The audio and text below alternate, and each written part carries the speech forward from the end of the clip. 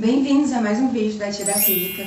E hoje a gente vai ver um assunto super importante. O que é a terceira dimensão e por que isso é tão importante, tanto para a gente se situar nos nossos estudos no geral, no mundo material, a gente pode, de uma forma institucionalizada, chamar de um estudo da física.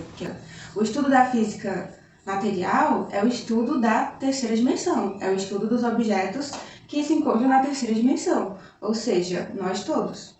E aí tem uma pergunta muito importante, que você vai me responder aí na sua casa. Onde é que nós vivemos? Onde é que nós estamos? Tolkien disse que nós estamos no planeta Terra. E se situa numa coisa que os gregos antigos denominavam, e que a gente denomina até hoje, como espaço. E o espaço que os gregos observavam era um espaço eterno, imutável e infinito. Coisa que é um pouco diferente do que a gente observa hoje em dia, depois da teoria da relatividade.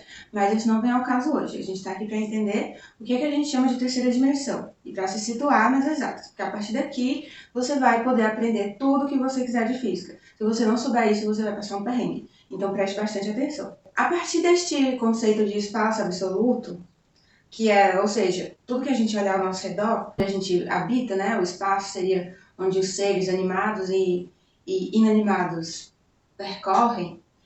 O matemático Euclides surge com várias perguntas, incluindo, ele traz uma questão que ele queria entender melhor esse espaço, ele queria entender melhor onde nós estamos, né? Ele queria poder responder melhor essa pergunta.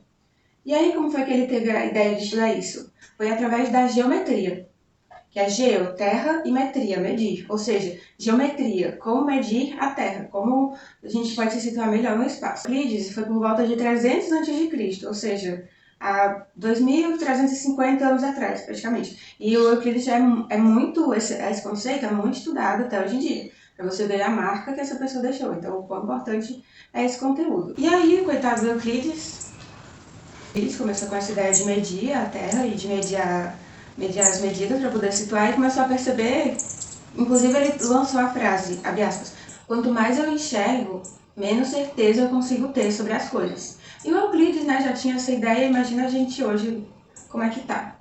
Mas aí para a gente poder entender um pouquinho melhor, vamos seguir aqui no raciocínio do Euclides. O que vocês conseguem enxergar aqui? Para além do papel branco, existe um ponto preto. Foi a primeira coisa que o Euclides colocou, situou. Em primeiro momento, a gente vai ver um ponto, um simples ponto. E aí é um ponto, é uma coisa da geometria que a gente vai usar bastante, um ponto. E aí, se a gente juntar vários pontos, coloca aqui, ó, um ponto, outro ponto, outro ponto, outro ponto, outro ponto, infinitos pontos um do lado do outro. O que a gente vai conseguir com isso? Com isso, a gente vai formar uma reta. E essa reta, ela pode ir infinito, né? Vocês lembram que eu falei do espaço infinito? Que o espaço para os gregos e até para o senso comum que a gente tem hoje em dia, que a gente não tem muito costume, né? A verdade é a gente pensar sobre as coisas, mas enquanto sociedade, a gente pensa isso, o espaço absoluto e tal. Mas a gente já sabe, né? De acordo com Einstein, com Hawking, que estão aqui na minha blusa, eles já sabem que é o espaço-tempo, que é curvo por conta da gravidade. E mais além ainda, tem os campos, enfim. Mas voltando de novo lá para a Grécia. Espaço-tempo absoluto, tudo que existe é espaço-tempo. E quanto mais a gente volta, menor a gente é. Ou seja, menos visão a gente tem das coisas. Então é como se a gente fosse formiguinhas mesmo, olhando assim uma bola. A formiguinha vai ver só uma reta, um plano onde ela tá. E é assim que a gente era. E aí o Euclides, realmente, que tinha essa visão mais ampla, conseguiu formular alguma coisa. E aí tem essa reta que vai de um ponto a outro. Se você for botar no espaço imutável e eterno, os pontinhos vão infinitamente. Por isso que eu simbolizei aqui, ó. Simbolizei com essa setinha para direita ou para esquerda, que vocês estão vendo, tá na esquerda, ou para a esquerda. Enfim, aí vai pro mais infinito, que é infinito positivo, só para a questão de ser um polo, e pro infinito negativo, que é a questão de denominar outro polo, mas não existe muito bem de positivo e negativo, são só dois polos para a gente poder visualizar melhor. E aí, o próximo passo que o Euclides pensou, tá, eu já tenho uma reta, já tenho um ponto. E se eu juntar várias retas, né? Porque se eu juntar vários pontos, eu tenho um monte de retas. E agora, se eu juntar várias retas, eu vou ter um monte de retas, né? Se eu juntar vários pontos, eu vou ter uma reta.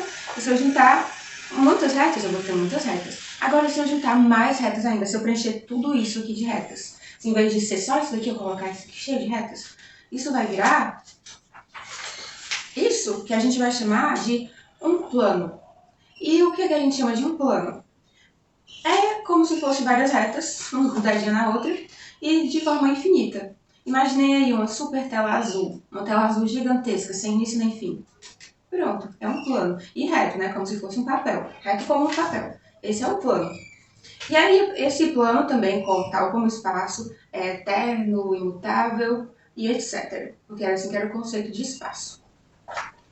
E aí, o próximo passo do Euclides foi juntar vários planos. Ele foi além, né? Ele pensou, tá, mas nós não somos achatados como papel. Porque isso aqui a gente já consegue ter duas dimensões, né? Aqui um traço aqui e outro traço aqui. Nós não somos achatados como papel, nós temos três dimensões. Então, para ter 3 dimensões, teriam que ter vários planos juntos. Então, ficaria uma coisa mais ou menos assim. Eis aqui como fica vários planos juntos. Incrível, né, gente? E aqui vai do infinito ao infinito, né? Não coloquei mais nem menos porque não precisa agora. Mas vai do... Pode imaginar infinitos planos, infinitos pontos, infinitas... E as retas infinitas, porque esse era o espaço da época. Esse era o espaço que nós conhecíamos. E aí, depois do Euclides, depois de ter acontecido toda essa ideia, surge muito tempo depois o plano cartesiano. E como vocês podem imaginar pelo nome, quem está um pouco ligado da história da matemática, quem acompanha a história da física, que já viu ouvir sobre a linguagem da física e a matemática, já conseguiu se ligar que quem participou dessa história também foi um outro carinha que se chamava René Descartes. Isso foi por volta de 1600, ou seja, 1900 anos depois do Euclides ter feito isso daqui, surge o René Descartes para completar isso. E aí o que é que o Descartes pensou? Tá, eu tenho esse monte de plano junto que informa como é onde eu estou e como eu sou formado, que é um conjunto de informações para me informar umas coisas que eu já sinto no meu próprio corpo, para que eu consiga pensar melhor. E o René Descartes é aquele que pensa logo existe, então ele começou a pensar sobre isso. E aí, a partir desses planos, que formavam uma coisa que a gente chama hoje em dia de 3 dimensões, ele pegou essa primeira reta que o Euclides juntou, né, esses vários pontos juntos, vários pontos infinitos juntos, e colocou um zero no meio. Ou seja, ele estabeleceu um centro para a reta. E a partir daí a gente tem 2 polos, certo? Porque aqui nessa época já tinha sido colocado na vida das pessoas os números negativos por conta das dívidas, né, gente? Nada divertido, mas foi por isso que colocaram os números negativos, porque eles tinham dívidas. Mas aí as pessoas matemáticas usaram isso para coisa melhor do que os bancários, obviamente. Aí o René, em vez de deixar só um lado, né, ele pensou, não, vou botar o zero no meio, e de um lado vai ficar os números negativos antes do zero, e de outro vai ficar os números positivos depois do zero. E aí, por que não traçar outra reta em cima? Porque qual o sentido disso aqui de ser um lado, se também já tinha o conhecimento de uma certa forma, da gravidade, né? Que tudo isso surgiu na mesma época. O Newton estava começando a ter as ideias dele, então, por que só esse lado, só a paralelo, não assim? Porque assim é a mesma coisa, né? Então ele vou colocar uma reta assim e outra bem cruzando essa primeira reta. Simples assim. E aqui a gente vai ter o começo do plano cartesiano. Para a gente ter o plano cartesiano completo, aqui só falta adicionar os números. Ó, vocês percebem que aqui, entre essas duas retas, essa cruz, tem um símbolo, que é esse quadradinho, que é o símbolo de 90 graus. Ou seja, existe 90 graus entre essa seta e a outra, né? Que graus é o tanto que o ponteiro do relógio anda. Daí aqui a gente tem 90 graus. E agora temos os números bem lindos, bem bonitos. E a partir disso, a gente consegue colocar nessa paradinha aqui qualquer vetor no chapa. A gente consegue calcular tudo. A gente consegue calcular força, velocidade, espaço, campo magnético, força elétrica. Tudo a gente consegue calcular aqui com esse plano. E aí, é que a gente vai calcular as coisas nesse plano? Com os vetores. Aqui é só uma introdução, gente, sobre os vetores, que é porque, para vocês entenderem para que serve o plano cartesiano, senão eu vou deixar vocês com a informação do plano cartesiano sem sentido nenhum, né? Vou dizer. Ó, aqui os vetores, eles têm esse desenho aqui, esse é o símbolo do vetor, que vai ter uma pontinha, uma seta, e essa seta vai indicar o sentido, a direção e o tamanho. Tudo isso importa no vetor, o sentido, a direção e o tamanho. E a partir disso, a partir desses vetores, que a gente vai pegar eles, e sempre a gente escreve primeiro. Eu esqueci de dizer uma coisa. Aqui, gente, essa reta, a gente convenciona, essas duas retas, hoje a gente convenciona na escola, que a gente estuda física na escola, principalmente, e na faculdade, e por conta própria, para quem é dos meus, a gente vai colocar, estabelecemos que a reta que é assim, que a reta que é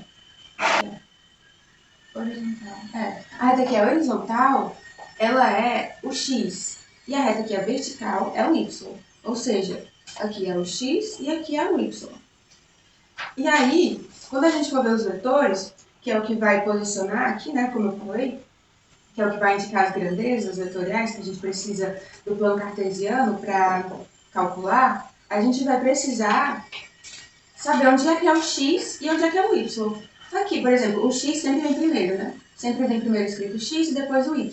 Aqui, por exemplo, dx está onde? Está no 3.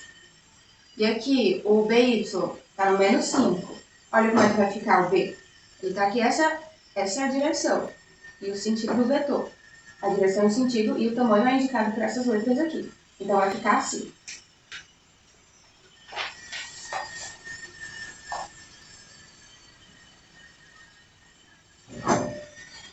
Aqui está localizado o B, porque ó, tinha escrito 3x e menos 5y. E aqui ficou. A mesma forma com essas outras. Para analisar um pouquinho melhor, vamos pegar aqui o exemplo do vetor A. AX, ou seja, x. AY, y. Qual que está o AX? 2. Qual que está o AY? 4. E o está nesse sentido de direção. Então, vamos ver aqui no plano cartesiano, ó, AX, 2, tá aqui o 2, ó, você traça uma reta aqui, e o AY tá no 4, então traça um pontilhadinho aqui, né, que não é um vetor, é só um pontilhado pra gente saber onde tá o outro, e aí a gente traça o vetor, e aí fica completamente localizado aqui no plano cartesiano. Esse vetor podia estar indicando espaço, que é o espaço que o objeto percorreu, indicando a força, e isso a gente vai ver nas questões, vocês já devem ter visto isso em várias questões. Isso aqui é essencial para resolver questões de física, não adianta você fugir disso. É essencial, desde o ensino médio até a faculdade. Você vai precisar disso para sempre. Cx, 7, menos 7. Cy, menos 4. Essa é a direção, esse é o sentido. Vamos lá. Menos 7, menos 4. Menos 7x, menos 4y, Você traça aqui, depois traça o vetor. Simples assim. E é isso. Assim que se formou o plano cartesiano. E é isso que a gente chama de 3 dimensões. Né? Que a gente chama... É muito comum na espiritualidade a gente usar esse termo de 3 dimensões, e aqui é um caminho legal para vocês saberem o que realmente significa as 3 dimensões, né? E a gente vive 3 dimensões, né? Que é isso que a gente consegue ver, que a gente não é achatado como papel, sim, a gente é estufado, a gente tem volume. E também tem a dimensão do tempo, que é a que a gente chama de quarta dimensão. Hoje em dia a gente sabe que é o espaço-tempo, né? Que é um tecido no qual a gente é o próprio espaço-tempo, não é o espaço absoluto no qual os seres transitam nele. É uma coisa que nós somos. Se vocês quiserem se aprofundar um pouco nisso, vocês podem ir no meu vídeo anterior, que é um vídeo que fala sobre a relatividade. Que é a relatividade desde as primeiras questões de física até uma questão mais avançada, que é a relatividade que o Einstein percebeu entre as galáxias e o universo. A gente conseguiu perceber a natureza curva do espaço-tempo. E hoje em dia tem gente até avançando mais, né? Como Nassim Haramein, acho que é assim que pronuncia o nome dele, e vai além do conceito de gravidade, mas sim vai para o conceito de campos magnéticos gravitacionais, que é isso, que é todo o movimento de giros do universo que formam a gravidade, que formam tudo que existe. Enfim, aí vai dos estudos de plasma também, e tem um pouquinho disso também aqui no canal, e vai ter muito mais. E é isso, gente, espero que vocês tenham gostado. Muito obrigada por assistir até o final, agradeço muito, e agradeço mais ainda quem colocar comentários, e é isso. Essa blusa aqui da Doppel Store, acho que eu já falei. Esse lip balm maravilhoso é da Toca da Bruxa, da Débora Bassan. Sigam ela no Instagram, sigam a Doppel Store. E é isso. E sigam a Tia da Física lá no Instagram também. Tem uns conteúdozinhos legais semanais pra gente, iguais aqui no YouTube. É isso. Até a próxima. Se inscrevam e apertem o sininho. Goodbye. Hasta luego.